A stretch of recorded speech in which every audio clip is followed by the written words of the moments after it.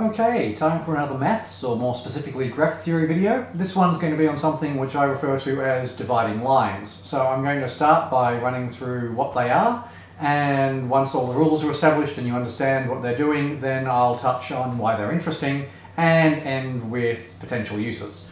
So the lines are going to be of three colours: red, green and blue.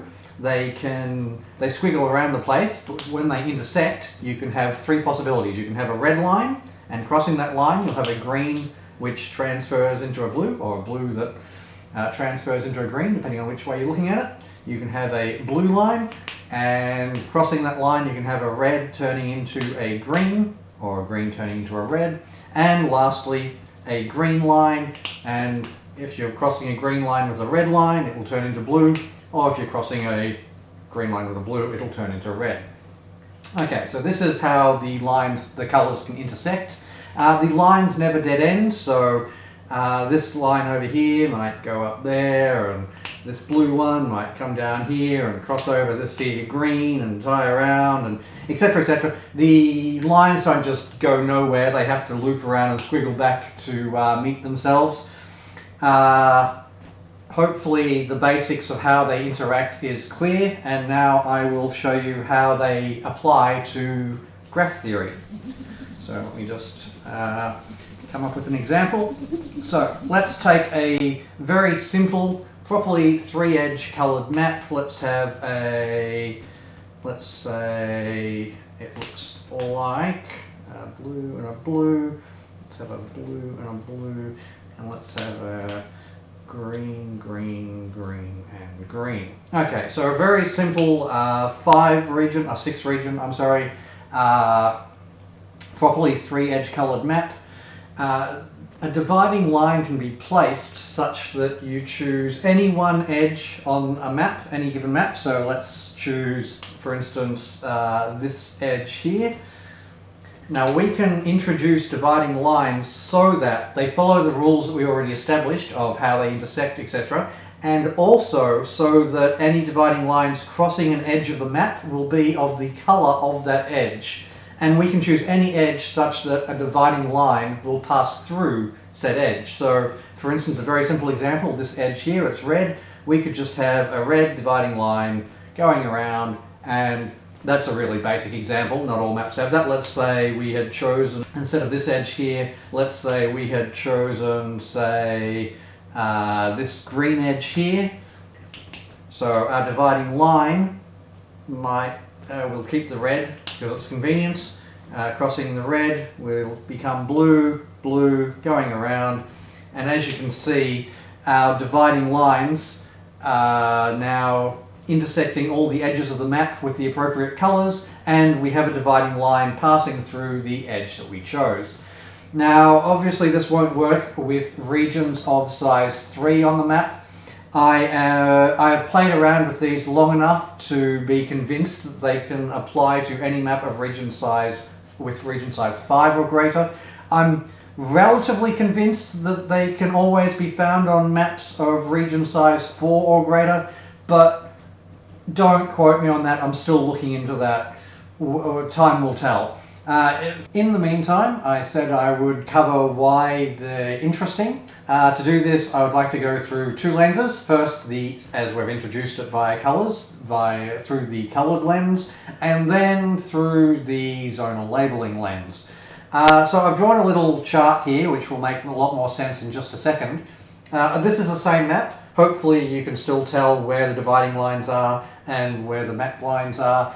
I realise it would have been more convenient to have, say, light blue dividing lines and dark blue map edge lines, light red dividing lines, dark red map edge lines, light green dividing lines, dark green map edge lines. But this is a very simple map, and hopefully it will do. Okay, so let's choose a region of the map that's cut off by dividing lines. So let's say all of this region out here, all of this, and all the way in there. Let's associate that with one region down here. Let's say this one here. So the little symbol, red, we turn to red, green to green, blue to blue. Essentially that's just saying there is no change in this region. Okay, let's look at what happens when we cross a blue dividing line. So we go to down here and we follow the blue line up to here, and we see that we have red turns to green and green turns to red. So let's do that. Within this area here, we leave the blue untouched because that wasn't mentioned. We turn green to red, and we turn red to green. And now noticing, of course, that we stop when we reach another dividing line, this red line. What happens from this region when we cross a red line? Well, the red to green and green to red, we cross over here and we get blue to red, green to blue, and red to green. So let's just introduce that. So blue turns to red, this line here turns to red, red turns to green, let's turn that green, and let's turn the other parts blue. Blue and blue. And lastly, there's one more region here. What happens in here? Well, we can see whether we cross from this region a red line or from this region a green line. Either way, we end up the top here where it is green to blue, blue to green, and no changes for red. So let's do this last colouring. Green turns to blue, so we go blue in there and blue in there. And blue turns to green, so that turns to green. And you will notice that the colours of the map have changed, but it is still a properly three-edge coloured map. We have found an alternate colouring. Given a colouring, a proper three-edge colouring, we have found an alternate one. And not just substituting every red line for blue, every blue line for green, every green line for red, say. We've actually found a different configuration which is allowed. This looks a little confusing with colours. It's easy to introduce dividing lines with colours, but the actual what happens when you try to change the map around is a bit more confusing.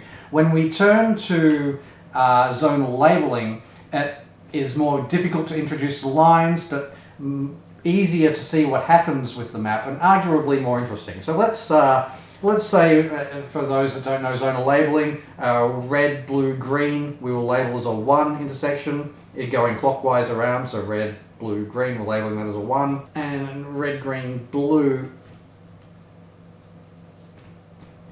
we label as a 2. So, sorry, getting myself confused there. A 2 there, a red, green, blue is a 2. Red, blue, green is a 1, a red, blue, green is a 1. You can watch my other video if you're not sure what zonal labelling is.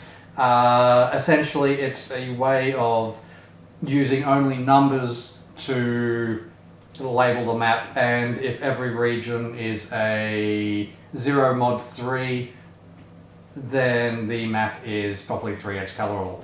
That's my other video. I'm not going to go into that. For this video, if we just have a look at where the dividing lines are, so let me just draw them again in black this time, because we no longer care about the colours. So there are the dividing lines.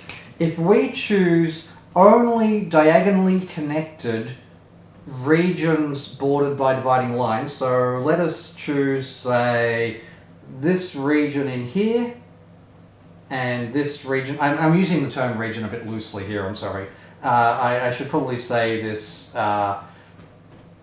collection of regions, I don't even know what you would call it, the area bounded by the dividing lines.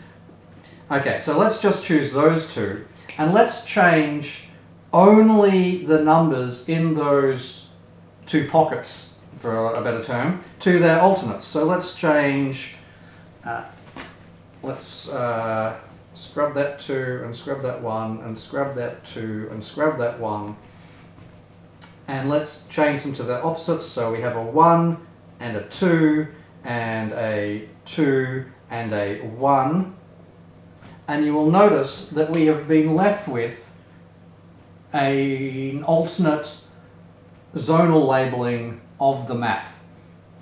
Just by changing diagonally opposites. We could have left those alone and changed all the other numbers. That would have also produced an equivalent zonal labelling. I promised to say how this idea could be useful. In my other video, I showed how if you start with a zonally labelable map and you can change an edge such that the vertices of that edge go from a 1 and a 2 to either 2 1s or 2 2s, you can use that to prove the four-color theorem without the aid of a computer. That's actually quite the straightforward part of my other video, although it is hidden at the end.